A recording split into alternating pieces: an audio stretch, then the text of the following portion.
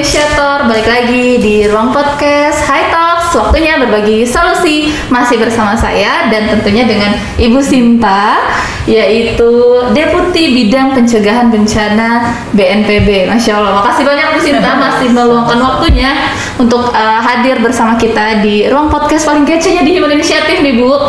Nah, kali ini sahabat inisiator, kita akan masuk ke sesi cerita-cerita menarik dari Ibu Sinta dan tentunya masih seputar tema yang sama, tema peran penting wanita dalam penanganan bencana khususnya di bingkai kemanusiaan ya sahabat inisiator.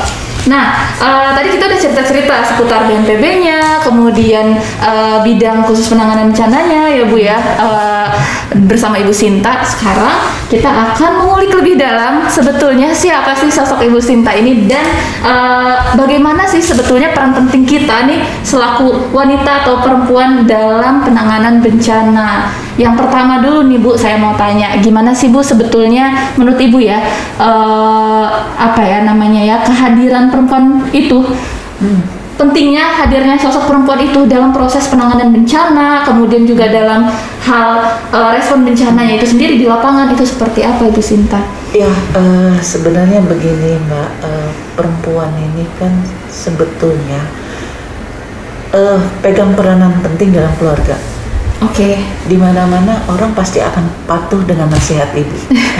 Betul. Ya, ibu nomor satu di ibu sini. nomor satu. Nah, tidak menutup kemungkinan di sini perempuan pasti suaranya didengar gitu. Iya. Ya. Perempuan ini memiliki potensi sebetulnya dalam mengambil peranan yang cukup penting dalam penanganan bencana.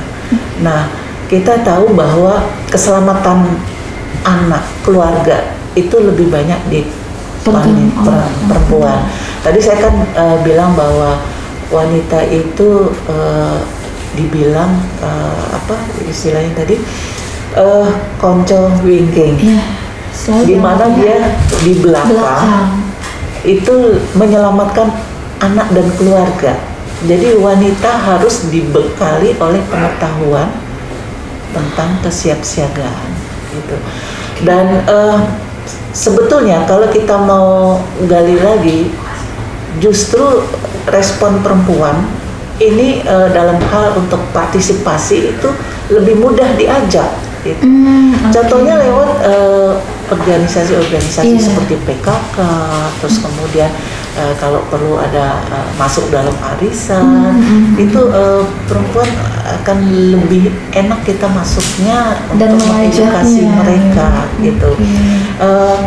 Dan kita juga akan lebih mudah mengajak mereka untuk mengenali risiko terhadap di lingkungannya, kemudian ancaman yang ada, ya betul. Terus bagaimana kita mengambil keputusan bahwa ini kita harus evakuasi, dan juga bisa juga kita memberikan pengetahuan ketika kita evakuasi apa saja sih yang harus dibawa. Nah, biasanya kan perempuan lebih detail ya. Dokumen-dokumen misalnya disiapkan di tas aman bencana, misalnya ijazah, terus hal-hal yang terkait dokumen yang penting lah. Nah, itu yang kita harapkan, bahwa perempuan pun harus hadir, atau perempuan diharapkan hadir dalam penanganan bencana. Dan memang ternyata perannya sepenting itu ya Bu ya. Iya. Tadi dengan betul sekali gitu. Pasti kalau kita udah, saya aja yang belum jadi ibu-ibu, semoga saya aja belum jadi ibu dan mikirnya pasti ibu tuh mikirnya keluarganya duluan gitu ya, anak-anak duluan, suaminya duluan, semua pokoknya duluan. Ya, karena memang perempuan memiliki kapasitas tersebut. Jadi istilahnya kita ingat perjuangan seorang ibu lah ya, bagaimana ibu berusaha untuk menyelamatkan anak, mendidik anak. Nah, kita harus ke situ gitu. Jangan wanita dianggap kelompok rentan terus. Jadi harus ada peningkatan. Perannya memang penting. Iya, artinya kan bahwa kekuatan itu memang harus ada di keluarga, sudah ada di keluarga. Makanya kita juga punya program Katana, Keluarga Tangguh Bencana. Itu salah satu dari program di bidang ibu. Iya, di bidang pencegahan. Pencegahan. Ya, bagaimana kekuatan kita itu juga ada di keluarga. Dari sektor terkecil ya Bu ya. Kemudian naik lagi kita punya Destana, Desa Tangguh Bencana. Oke. Desa Tangguh Bencana kita menguatkan desa karena umumnya kejadian bencana itu yang dirasakan pertama kali itu di desa. Pasti di desa. Bagaimana kelompok yang terkecil kan memang kelompok masyarakat yang terbanyak ada di desa. Di desa ya. Gitu. Wow, berarti dari desa, keluarga itu semua sifatnya edukasi berarti ya Bu ya.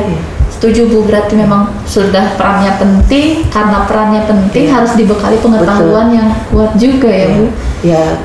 Memang harus kita akui bahwa kejadian bencana yang berisiko itu perempuan dan anak-anak. Berisiko? Ya, dia bisa menurut Peterson kan bisa 14 kali lebih besar dari pria dewasa. Maksudnya jumlah korbannya yang berisikonya. Korban berisiko. Iya, perempuan dan anak-anak itu 14 kali lebih besar dari pria. Daripada pria. Iya, betul. Kemudian juga badai siklon yang di Bangladesh. 1991 itu sebanyak 14.000 atau 90% itu perempuan terdampak dari badai itu. Betul. Wow, tinggi sekali angkanya. Memang kalau kita pikir ya 95% yang selamat itu yang pertama adalah karena menyelamatkan diri, kemudian bantuan dari keluarga, dan terakhir itu karena diselamatkan oleh tetangga. Dan ya pastinya di Indonesia juga kita banyak bencana, kemarin banyak banget terdampak perempuan-perempuan, ibu-ibu dan lain sebagainya. Tapi ada ini nggak sih Bu, ada cerita menarik mungkin saat Ibu turun ke lapangan ya, respon bencana waktu Ibu mungkin masih di logistik begitu, bagaimana Ibu melihat perempuan-perempuan saat kejadian langsung itu tuh Bu, saat bencana langsung itu?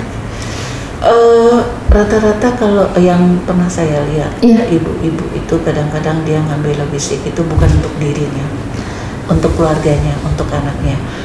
Bahkan kadang-kadang mereka sampai istilahnya berantem lah ya gitu, berebut gitu. Sama ibu-ibu yang lain juga.